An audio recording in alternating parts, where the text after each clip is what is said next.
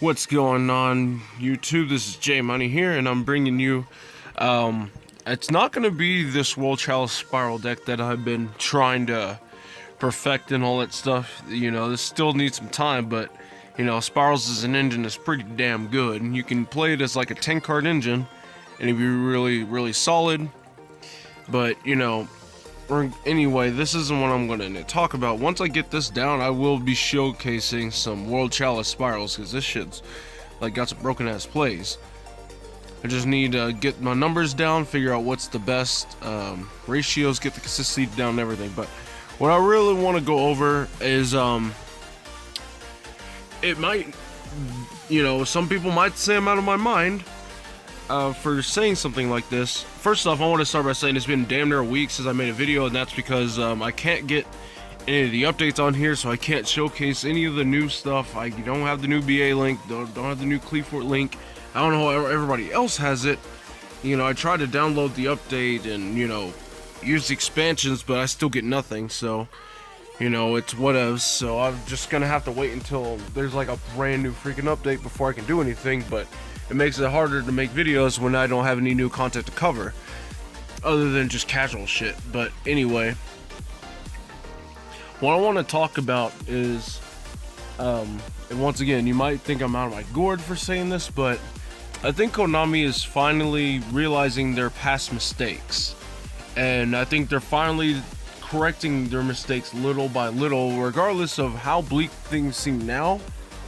But what do I mean by this? Well, let's go ahead and start back from when I first started playing competitively, because I started playing, you know, getting into the game when I was in 5th grade, but I didn't start playing competitively until late 2011, going into 2012. So we're gonna start with what I've noticed first is that Dino Rabbit format. Dino Rabbit format, when windups and injectors were at full power, Carriers of Mighty was at 3. You can do the Wind-Up Hunter hand loop. You had Dragonfly at 3, Hornet at 3, Rabbit at 3 with Lagias and Dolkas, you know.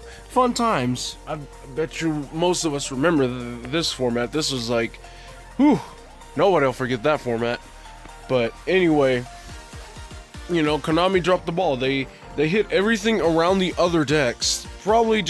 It's probably because the Exceed mechanic was still very, very new at the time and they wanted to promote it. I don't know.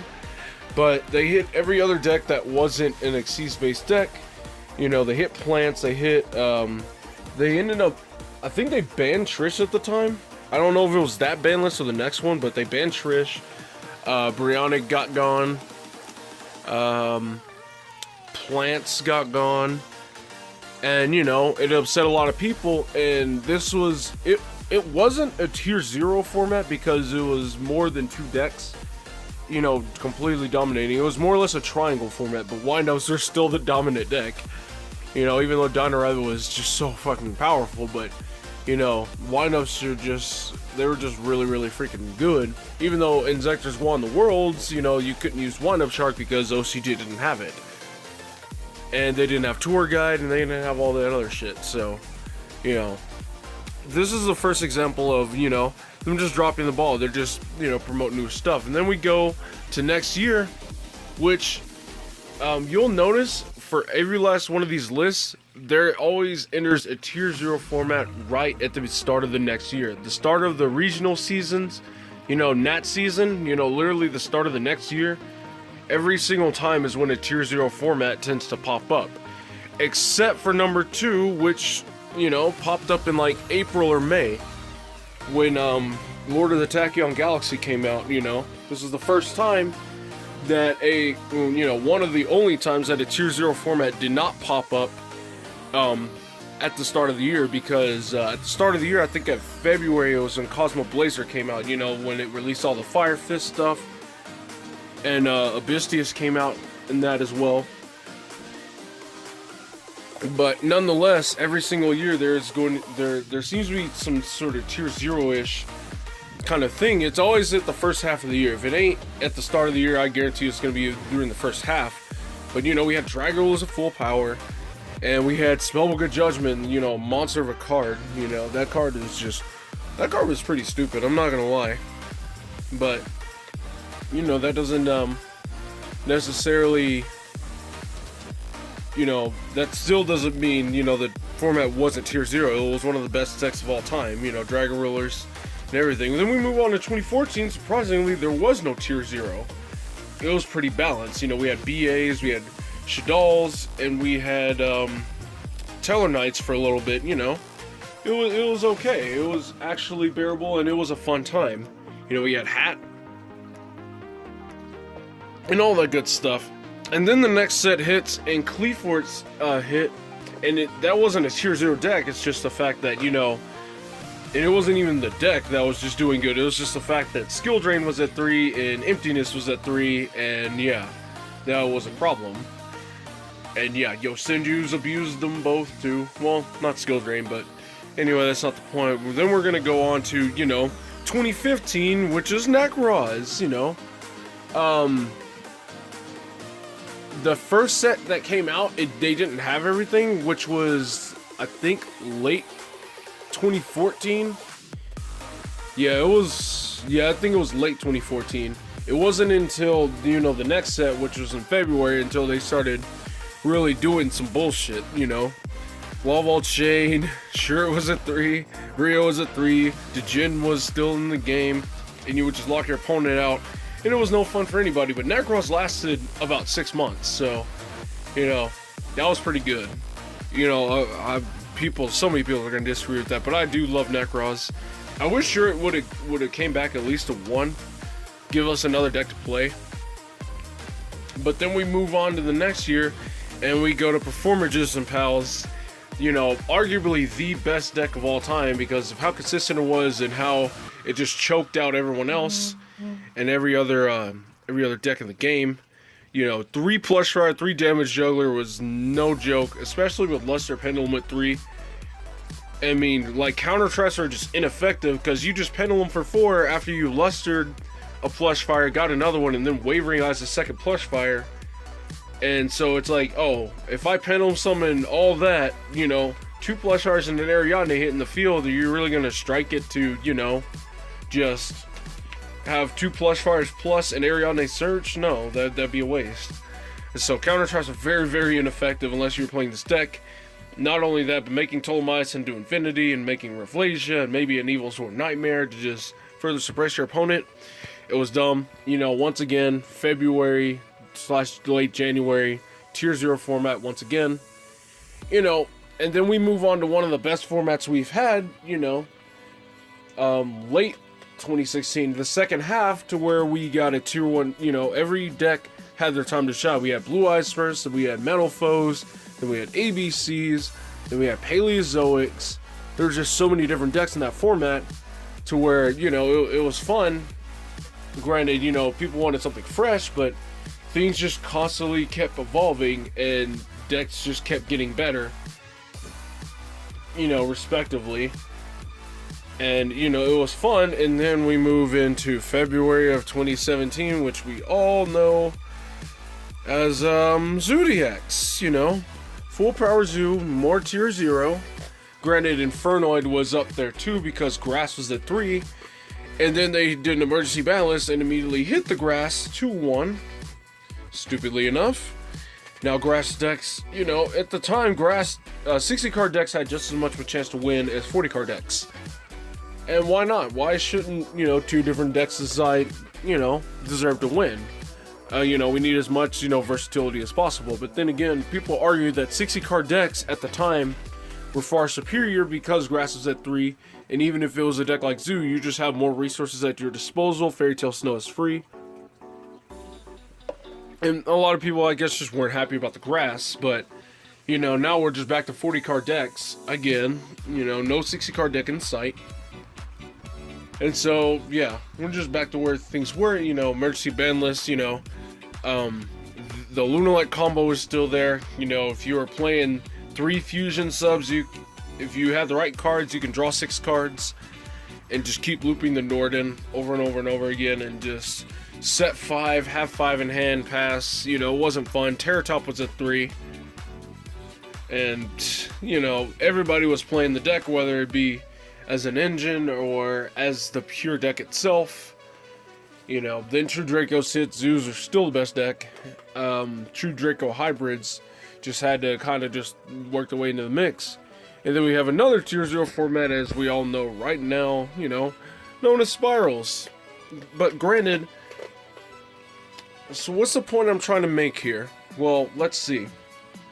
From the best of my knowledge, Extreme Force is already out in the OCG. Now, granted, OCG isn't the best reference to give because they are still currently in a Tier 0 format.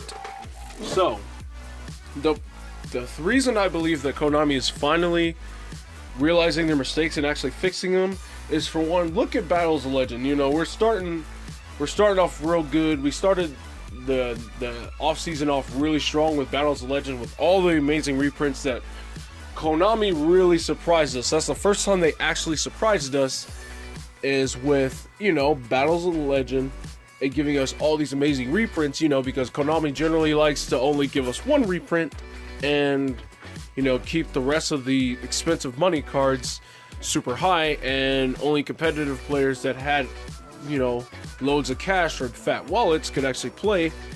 But no, they decided to be nice. It was probably because of Master Rule 4. You know, that's my best guess. They wanted to appease everybody, you know, before Master Rule 4 hit. You know, but regardless of what their intentions were, I believe that was, you know, it was still a good call on their part. It was still a good way to do business, because it not only supported, you know, the competitive players, but the casual players as well. It was easier on everybody's wallets and everything. And now let's take a look at, you know, Code of the Duelist. You know, they give us some really good stuff. They don't give us anything too broken, you know, but, you know, we got introduced to new decks like Trick Stars and all that good stuff. You know, we get the Cyber's structure deck. You know, it was rough, but, you know, we didn't have any Tier 0-ish stuff. But then Spirals hit, and then things kind of just jumped to Tier 0. They get an emergency ban list, and this is why I say, you know, OCG isn't a good reference, but as from I can tell, Extreme Force just came out for the OCG. And, they're still Tier 0 because their Spirals are still full power, but when we get Extreme Force in February, I don't think we will be in another Tier 0 format come the start of next year, which is what we have all been just longing for, is just to not have any more Tier 0 formats, because I've looked at Extreme Force and there are some pretty good cards, but there's no cards that are just breaking the meta in that set and the future sets. Not only are they, you know, being careful with these cards now. Obviously, Double Helix and Evenly Matched is questionable, but they've been really careful with these new sets, because I think they're learning from the past few eras of Yu-Gi-Oh! That have just started off pretty. Except for the Pendulums. The Pendulums didn't start off that strong, but the Exceeds, they started off pretty good. The Synchros started off really freaking good. And, you know, they needed immediate checks and balances. Granted, Firewall Dragon is a monster, but, you know, you can still play these other decks still. And not only that, they are also making up for the fact that, hey, guys, Master Rule 4 did put a lot of decks in the hurt, and so we got an idea. We're going to come up with this Link Reigns pack, and we're going to support everything that got hurt, even Gem Knights, you know, so you guys can play any deck you want. Even Madolches, you know, that was a deck I really wanted to pick up and play, but ever since I heard of Master Rule 4, I'm just like, well, shit, I can't really, that's not really much of a good idea to play Madolche, because, you know, Master Rule 4, and the power and the ceiling of the deck has really gone down. But they've really done an excellent job with these Link Reigns, and with these new legacy supports with Bandit Keith and Pegasus.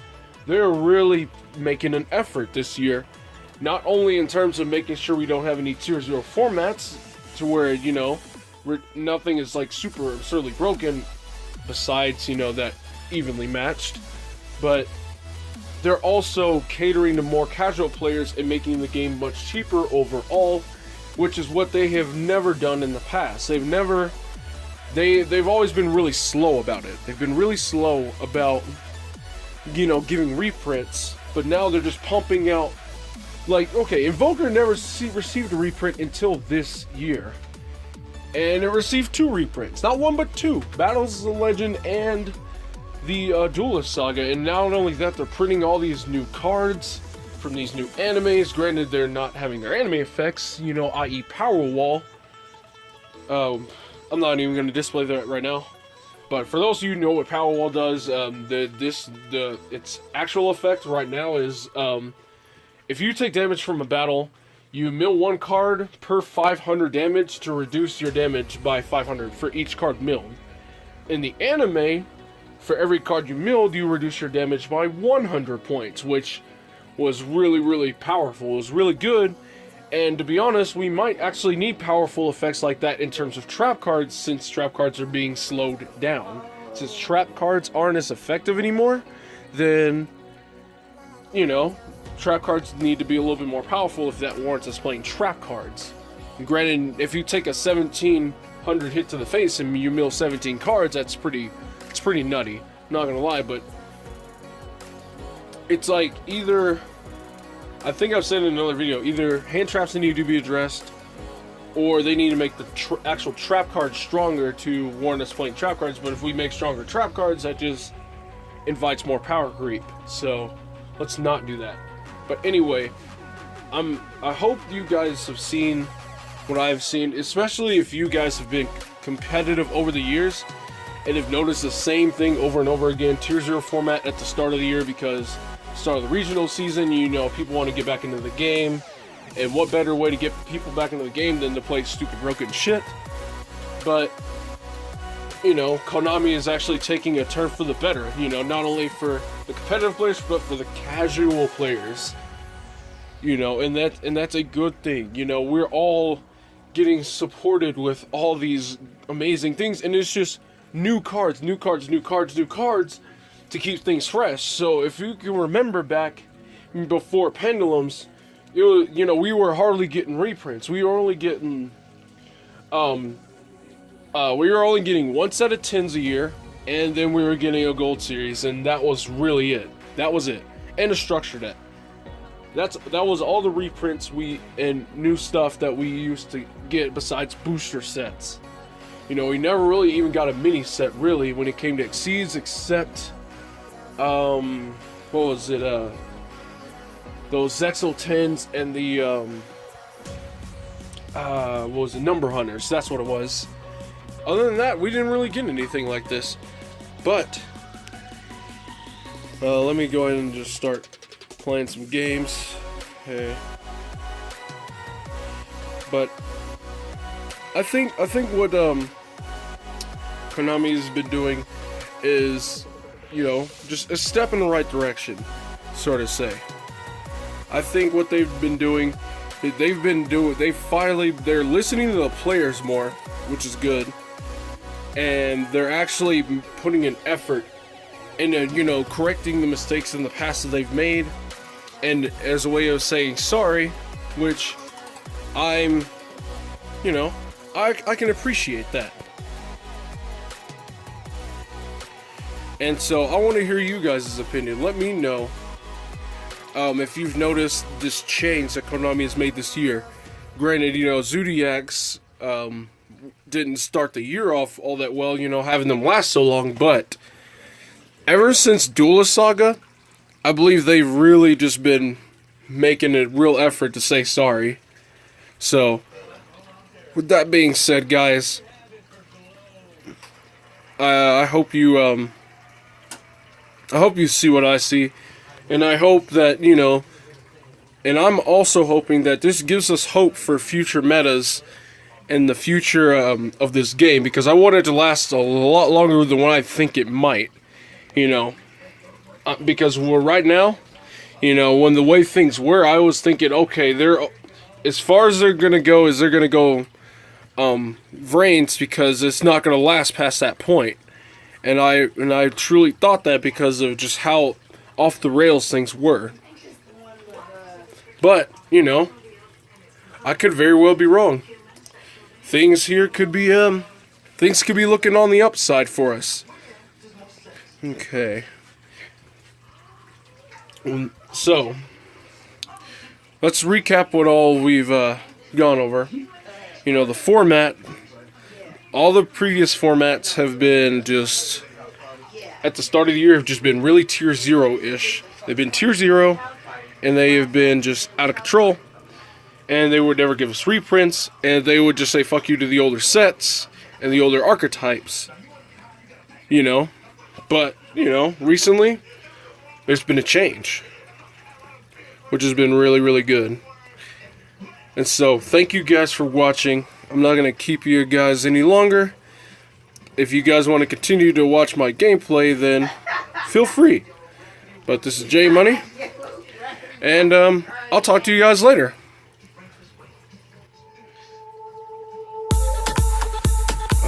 Let's go into last resort.